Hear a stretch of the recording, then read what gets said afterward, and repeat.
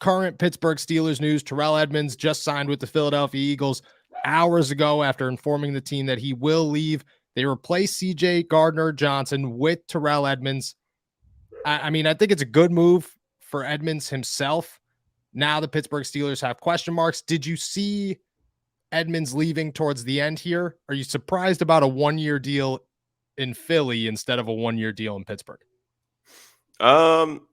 No, I think that Edmunds is probably looking for somewhere else. I mean, just based on what happened last year with his market and then him ultimately just coming back to the Steelers for a one-year deal, he had one of the better seasons that he's had in his career last year. Yeah.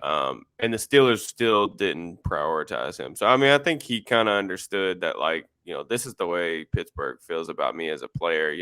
I'm never going to be a guy that they view as like a foundational piece or a big part of this defense. So I think it makes sense to go elsewhere and try to prove your worth elsewhere, especially on a team like Philly, who is, they're going to be one of, if not the favorite for the team to come out of the NFC next season. They got a loaded defense over there, so he'll be playing around good players. I like the fit. I'm interested to see how that's going to work out, but good for him. I mean, I can't hate on somebody getting their own money, and I definitely think it's good that he can go out there and get some value for himself.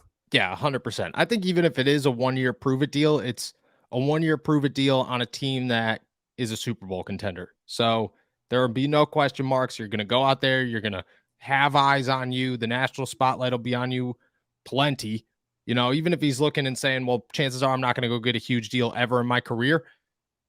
You go to Philadelphia, you got the opportunity to at least sign a 2-3 year deal worth some money, which I think that's what he's hunting, is just a little bit of security, a little bit of, hey, man, I've been in the league for 6 years now. Can I please get a contract that's longer than a season? And I think he deserves that. He just plays strong safety, which is a tough position to get those at. And I don't know. I think Philadelphia is just a better option to get that national exposure. The Pittsburgh Steelers, especially playing next to Minka, it's always going to leave questions of, like, is he good or does he just fit the system? Yeah. We say it all the time. Terrell Edmunds plays very well for what the Pittsburgh Steelers ask him to do. I think that hurts his negotiations. So just like you said, if the Steelers don't view him as a long-term option, might as well go prove yourself somewhere else and possibly win a Super Bowl at the same time. I think it's a good move for TE. Do you think it's going to be easier for the Pittsburgh Steelers to replace Edmunds or replace Cam Sutton?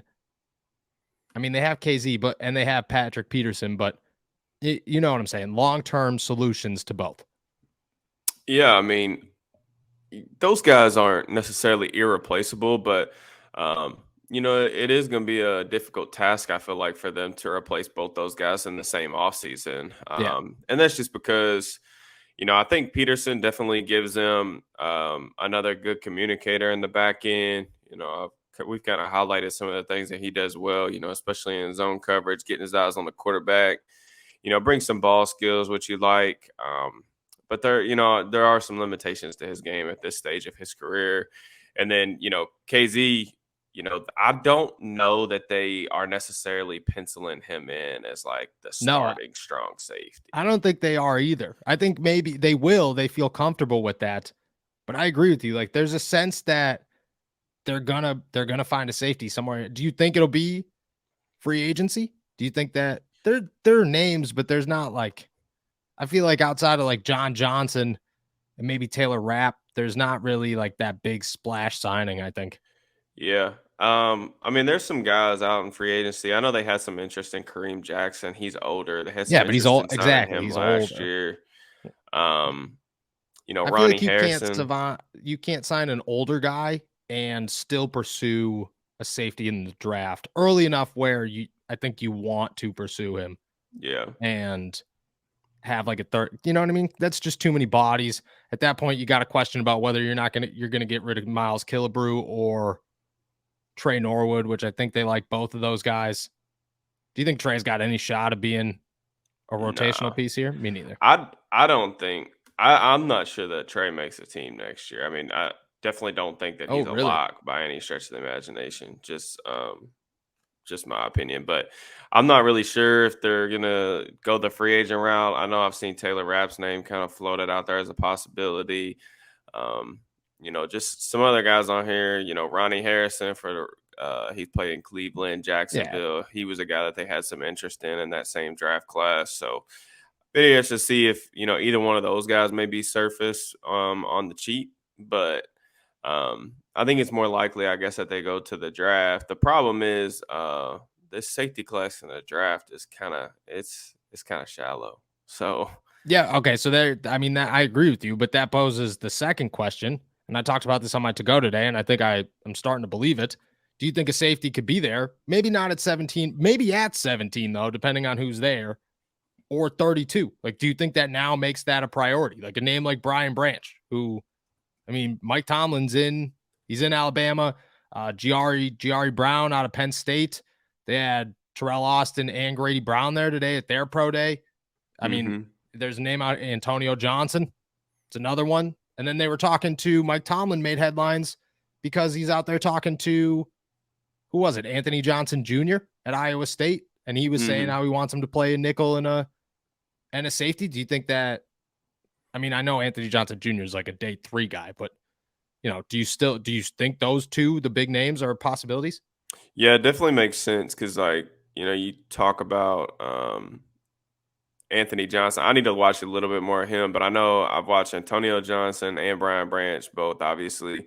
Both those guys have slot experience, so that's kind of interesting to me in terms of Edmunds played a lot in the slot. That's the thing with with him and Sutton both hitting the market. There's a lot of slot snaps, especially from a coverage perspective, that you're worried about in that regard. So you got to replace those snaps because when you get in those obvious passing situations, you don't want a guy like Arthur Millette to be like forced into playing because they're just going to match up on him, honestly. There is some other guys that I like in the class too. Let's hear him. Jatavius Martin from Illinois. He played a lot of slot. Jamie Robinson had a formal with the Steelers at the combine. He did. He plays a lot of slot. So I mean, there are guys that can do it, and guys that I think could play as rookies. There just might be some growing pains because when obviously Edmunds been in the system for 5 years now. Yeah. Has experience working with Minka, working within the defense. So there's gonna be some growing pains just in terms of maybe some more explosive plays next year than we're used to. But I'm interested to see what happens. I definitely think they're gonna draft somebody, especially if they don't have an answer before the draft starts. Yeah, I agree. I think it moves very high on their priority list, and by high, I mean the Pittsburgh Steelers. I know the Pittsburgh Steelers. Everybody listening knows the Pittsburgh Steelers. It's a cornerback could be expected at 17 and get drafted at 120. And you could just be like, yeah, that kind of, the Steelers that was their plan the whole time. They were just, in case somebody was there at 17, cool. But if somebody was there at 120, they were thinking better at 120. I think safety kind of feels like that same position where they want to get one before the 5th round when they have to wait until the 7th. But if they could do that, they'll classify him as a guy that could come in here and play rather immediately. And I think that with the slot thing, DeMonte KZ has slot experience too. So if you could rotate those guys and have 2 versatile options with Minkah Fitzpatrick, I think that works pretty well. Last one here for the safeties is, the obvious name, Kevin. Say that last name for me, please. Byard. Byard, thank you. I can never say it properly, even though it's the easiest name in the world. He's obviously, he's out there. There have been reports that he wants a pay cut. They're not going to give him one. I don't think you trade for him. I just don't think that's first off, you take on a $19 million cap hit if you trade for him. That's not going to happen. If he does get cut, do you think he's a possibility? He'll be 30 years old. He's pretty similar. I feel like, to Minkah, just in terms of what he's normally asked to do.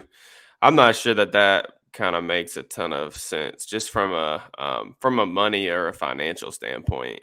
No, but if he hits free agency, you think he'd still be that expensive? Even with Gardner Johnson going for $8 million, you think he'd be more than that? I mean, I don't know how exactly how well or how consistent he was last year, but I mean, Byard's been a pretty consistent player, I feel like, for the majority of his career. Yeah. And he's consistently available too. I know that Tennessee's trying to tear that thing down over there to the studs, but I probably would caution against getting rid of Oh, Byard's still old enough or young enough, excuse me, to where like he could be a part of this thing as long as they turn it back around over the next couple of years. So I don't know. Maybe they get rid of him. I'm not saying I would be like against the idea. I mean, Byard's a good player. You know, does a lot of good things, and he's a ball hawk, so he definitely fits that playmaking bill that they like in the secondary. I'm just not sure from a financial perspective. I mean, they've got Minka on a historically rich contract. I refuse to believe that Byard's going to play for pennies on the dollar. So I still think he's going to command a little bit of change. no, I do too. The safety market's always surprisingly bad. Like it's always much lower than I mean, I remember the year that Tyrann Mathieu signed for like $6 million in Houston or something. It was the year that they drafted Edmunds and the Honey Badger signed for I forget what the contract was, but it was low in Houston. Everybody's like, well, what the heck? Why didn't the Steelers think that? It's like, yeah, and that started a trend where everybody signs for much less, except for like that one guy every year that gets the bag. So I think the league has just basically decided that if you're not an elite safety, um, there's just like the top has kind of fallen out of that market. Like the only Yeah, guy to get paid this offseason was really Jesse Bates. it was Jesse And the Bates. only reason I feel like Bates got paid like that was because Atlanta's been desperate for safety help for a long time. And Mm-hmm. Bates is playing on the franchise tag. So you already kind of have your market set by that. I mean, he's been playing on a high dollar deal. So his market was kind of set before he even hit free agency. But like I think gone are the days of NFL teams like chasing good players into that elite money territory or average players into that elite money territory. Yep. I just think that just the way the position's viewed, it's not a premier position around the league unless you have that extreme playmaker like a Minka Fitzpatrick who's going to change the game on a whim any given week. There's just not that many guys available like that, and if they are in the league, like they're usually locked up, so they Yeah. don't really hit free agency. So I definitely think the league's just trending with like the too high safeties and stuff like that. Just the way that teams are deploying those guys. I just don't think it's going to happen very much going forward. Yeah. It's a weird time to lose a safety. But I am excited. I think Brian Branch at 17 would be interesting. It would be much more interesting. Let me ask this. You've watched both, and then we'll move on. Joey Porter Jr. or Brian Branch at 17, who would you pick? If you were Omar Mm. Khan. Oh man. Uh I would probably have Branch a little bit higher, but I don't think that they would pick Branch No, over but if you Porter. were Omar Khan, you're going Brian Branch. Probably. I really like Branch as a player, man. I really do. I don't know if they're gonna like him enough to pick him at 17 because he is a safety slot guy and he didn't test like extremely well. Yeah. But I definitely think I would probably go with Branch just because I think he's a little bit better of a player. But I'd be happy with either though. I'm hoping that they address this secondary like early in the draft, just because I have some concerns about it if they don't. Even though this draft is really deep at cornerback, corner is a really tough transition to the league, and I really think Yeah. that they need to try to, you know, address that position with premier draft capital. Yep. I agree.